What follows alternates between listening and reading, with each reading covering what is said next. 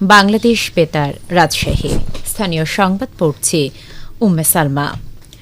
অন্তর্বর্তীকালীন সরকারের প্রধান উপদেষ্টা নোবেলজয়ী অর্থনীতিবিদ ড মোহাম্মদ ইউনুস বলেছেন, সাধারণ মানুষের স্বাধীনতার জন্য ছাত্র জনতা প্রতিশ্রুতিবদ্ধ। আজ দুপুরে বাংলাদেশে নিযুক্ত বিভিন্ন দেশের রাষ্ট্রদূত, হাই কমিশনার সহ জাতিসংঘ এবং বিভিন্ন সংস্থার প্রধানদের ব্রিফিংকালে তিনি একথা বলেন। ড মোহাম্মদ ইউনুস বলেন, বাংলাদেশ বন্ধু রাষ্ট্রের কাছে কৃতজ্ঞ। সংকটকালীন সময়ে তারা সহায়তা করেছে। বর্তমানে চ্যালেঞ্জিং সময় যাচ্ছে। 2 সপ্তাহ হল বাংলাদেশের দ্বিতীয় বিপ্লব সাধিত হয়েছে। প্রধান উপদেষ্টা বলেন, গণতান্ত্রিক মত প্রকাশের জন্য তরুণরা আত্মত্যাগ করেছেন। বৈষম্যহীন বন্ধুত্বপূর্ণ দেশ চায় তরুণ সমাজ।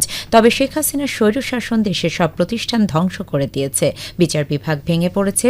দীর্ঘ সময় ধরে গণতান্ত্রিক অধিকার ক্ষুণ্ণ করা হয়েছে। পাতানো নির্বাচন করা হয়েছে। ভোটাধিকার থেকে বঞ্চিত হয়ে তরুণ সমাজ বেড়ে উঠেছে। ডাক, টেলিযোগাযোগ ও তথ্য প্রযুক্তি এবং তথ্য সম্প্রচার উপদেষ্টা নাহিদ ইসলাম বলেছেন, সাংবাদিক দম্পতি সাগর সারোয়ার ও মেহরুন রুনির হত্যাকাণ্ডের সুষ্ঠু বিচার হবে। বিষয়টি নিয়ে নতুন করে তদন্ত করতে হবে। এক্ষেত্রে সহায়তা করবে তথ্য সম্প্রচার মন্ত্রণালয়। নাহিদ ইসলাম আজ মন্ত্রণালয়ের কর্মকর্তাদের সঙ্গে মতবিনিময় সভায় এসব কথা বলেন। তিনি বলেন, গণমাধ্যমে দলীয়করণ করা যাবে না। মানুষের জন্য নিরপেক্ষ সাংবাদিকতার চর্চা হোক। কাজ করতে হবে দল নিরপেক্ষভাবে।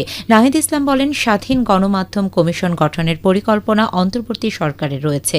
এর মাধ্যমে মুক্ত গণমাধ্যম নিশ্চিত করা হবে। এ সময় জুলাই গণহত্যার প্রকৃত চিত্র তুলে ধরে তদন্ত সহায়তার জন্য গণমাধ্যমের প্রতি আহ্বান জানান তথ্য উপদেষ্টা। মতবিনিময় সভায় শুরুতে সাংবাদিক সহ গণঅভ্যুত্থানের শহীদদের স্মরণে দাঁড়িয়ে 1 মিনিট নীরবতা পালন করা হয়।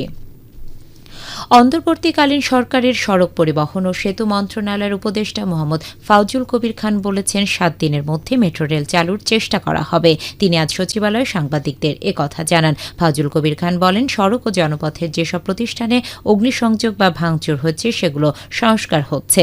আগের মতো সিঙ্গেল সোর্স প্রকিউরমেন্ট হবে না। দেশের ব্যয় সংকোচন করতে হবে। এ ব্যাপারে নির্দেশনাও দেওয়া হয়েছে। তিনি বলেন, অন্তর্বর্তী সরকার সবার জন্য চেনা মুখ দেখে টেন্ডার দেওয়া হবে না। বাংলাদেশের সড়ক নির্মাণ ব্যয় পৃথিবীর সর্বোচ্চ। এই অপবাদ ঘুচাতে হবে। একই ঠিকাদার সব কাজ করবে সেটা হবে না। যারা ভালো করবে তাদের কাজ দেওয়া হবে। অন্তর্বর্তীকালীন সরকারের শিক্ষা উপদেষ্টা ওয়াহিদ উদ্দিন মাহমুদ বলেছেন, নতুন ও পুরাতন পদ্ধতির সমন্বয়ে শিক্ষাক্রম গড়ে তোলা হবে যাতে শিক্ষার্থীদের সমস্যায় পড়তে না হয়। তিনি আজ সচিবালয়ের শিক্ষা মন্ত্রণালয়ের নিজ কার্যালয়ে সাংবাদিকদের কাছে তিনি মন্তব্য করেন। ওয়াহিদ উদ্দিন মাহমুদ বলেন, বিশ্ববিদ্যালয় পদগুলো শূন্য পদ দ্রুত পূরণ করতে হবে। সত্যিকার শিক্ষানুরাগী এবং প্রশাসনিক ও শিক্ষাগত যোগ্যতা যাদের রয়েছে তাদের নিয়ে আসছি। তিনি সুষ্ঠু পরিবেশ তৈরিতে ছাত্র শিক্ষক সবার সহযোগিতা কামনা করেন। শিক্ষা উপদেষ্টা বলেন, শুধু অবকাঠামো উন্নয়ন দিয়ে নয়, অর্থনীতির সঙ্গে তাল মিলিয়ে যদি মানব সম্পদের উন্নয়ন না হয় তাহলে কোনো দেশ উন্নত হয় না। সেক্ষেত্রে অর্থনীতি ও শিক্ষার মধ্যে যোগসূত্র নিয়ে আসতে হবে। অন্তর্বর্তীকালীন সরকারের যুব ক্রীড়া মন্ত্রণালয়ের উপদেষ্টা আসিফ মাহমুদ সজীব ভূঁইয়া বলেছেন, বাংলাদেশের ক্রীড়া ক্ষেত্রে দক্ষ ক্রীড়াবিদ তৈরি এবং আন্তর্জাতিক মানসম্পন্ন উচ্চ ফলাফল অর্জনের ক্ষেত্রে বাংলাদেশ স্পোর্টস ইনস্টিটিউট জাতীয় আন্তর্জাতিক পর্যায়ের খ্যাতনামা স্পোর্টস প্রতিষ্ঠানের সঙ্গে কার্যকর সমন্বয়ের মাধ্যমে বিশেষায়িত স্পোর্টস সেবা ও অবকাঠামোগত সুযোগ সুবিধা প্রদান করবে। তিনি আজ ক্রীড়া মন্ত্রণালয়ে সাংবাদিকদের একথা বলেন।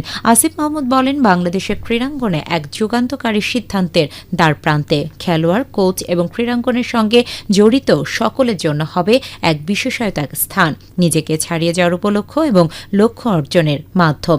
যুব ক্রীড়া মন্ত্রণালয়ের উদ্যোগে সেন্টার অব এক্সেলেন্স স্লোগানে বাংলাদেশে প্রথমবারের মতো নির্মিত হতে যাচ্ছে বাংলাদেশ স্পোর্টস ইনস্টিটিউট। দেশের সরকারি বেসরকারি বিশ্ববিদ্যালয় সহ সব ধরনের শিক্ষা প্রতিষ্ঠান আজ খুলেছে।